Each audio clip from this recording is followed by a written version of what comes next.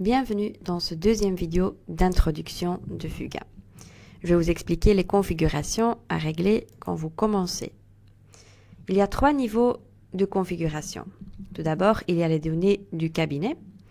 Ici, vous trouverez toutes les informations générales du cabinet. Deuxièmement, il y a les préférences du cabinet, donc les options à configurer pour tous les cabinets. Et troisièmement, il y a les préférences personnelles. Ce sont les préférences que vous indiquez juste pour le compte avec lequel vous êtes inlogué. Je vais commencer avec les données du cabinet. Tout d'abord, les données générales. Ici, je peux mettre le nom de l'entreprise, qui est important pour la comptabilité. Je peux mettre le numéro de l'entreprise, etc. Important aussi, c'est l'adresse email publique, parce que sans indiquer une adresse email publique, vous ne pouvez pas envoyer des emails à partir de Fuga. Chez l'affichage, désolé, vous pouvez mettre le nom qui sera affiché quand vous avez envoyé des mails chez vos clients.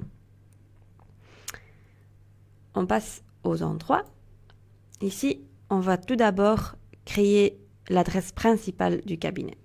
Je peux également mettre un nom commercial. Ça peut être un nom différent que le nom que vous utilisez pour votre comptabilité. Vous mettez donc l'adresse et vous pouvez indiquer également si vous avez un dépôt et son numéro et éventuellement le propriétaire du dépôt. Deuxièmement, vous allez indiquer les salles de consultation qui sont disponibles dans votre cabinet et vous allez les lier à l'adresse que vous avez ajoutée aux adresses en haut. Ceci est important pour l'agenda, pour pouvoir créer des consultations à l'adresse correcte. Ensuite, vous avez les salles d'attente que vous avez disponibles et aussi les caches d'hospitalisation.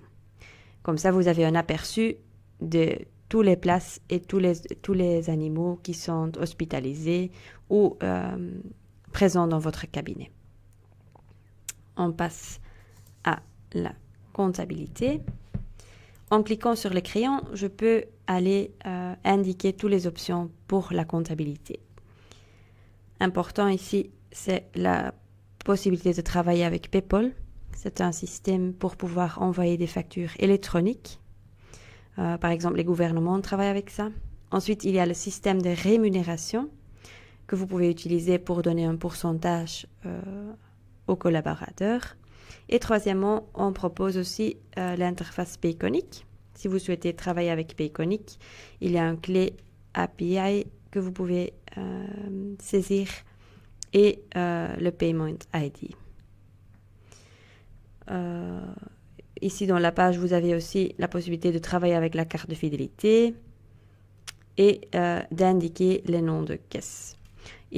Vous avez autant de caisses que de comptes disponibles dans votre Fuga. Vous pouvez également indiquer les valeurs des marges bénéficiaires ou les déviations de prix de vente pour les produits, les actes, etc. On passe alors aux collaborateurs et comptes. Ici, vous allez ajouter tous les collaborateurs qui sont disponibles dans votre cabinet. Donc, vous mettez les informations générales et si vous travaillez avec le système de rémunération, vous allez indiquer le marquage pour chacun. Ensuite, on va lier les comptes aux collaborateurs. Donc, j'ouvre mon compte et je peux choisir si je veux avoir le type normal ou partagé. Si vous voulez partager un compte, c'est que vous avez 2 collaborateurs ou plusieurs qui travaillent avec un seul compte. Vous allez indiquer le collaborateur du compte et si vous voulez que le collaborateur soit un administrateur ou pas. Un administrateur a aussi accès à la comptabilité et l'analyse, par exemple.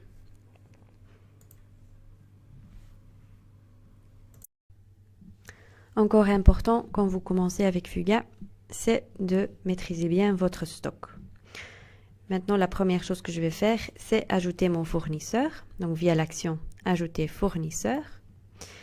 Puis, j'ai la fiche de mon contact, dont je peux mettre toutes les informations générales de mon fournisseur. Important de lui cocher comme entreprise. Et ensuite, je dois encore aller lier mon fournisseur à Fuga. Ça, je fais dans les préférences du cabinet. Ensuite, stock. Je clique sur le crayon je choisis mon interface, donc mon fournisseur. Je vais le lier. Et ensuite, si je vais sauvegarder, vous allez voir qu'un deuxième colonne s'affiche dont vous pouvez mettre votre nom d'utilisateur et votre mot de passe. Ce sont des données qui viennent de chez votre fournisseur, donc il faut les demander chez eux. Et vous pouvez éventuellement ajouter votre dépôt. Maintenant, on va faire la même chose pour les documents externes, donc pour les documents, pour les demandes de laboratoire. Donc je vais choisir le laboratoire avec lequel je veux travailler et je vais mettre mon nom d'utilisateur et mon mot de passe. Dès que j'aurai fait ça, j'ai la possibilité de créer ma demande. Donc je vais commencer dans ma consultation. Ensuite, je pars dans l'onglet Examen.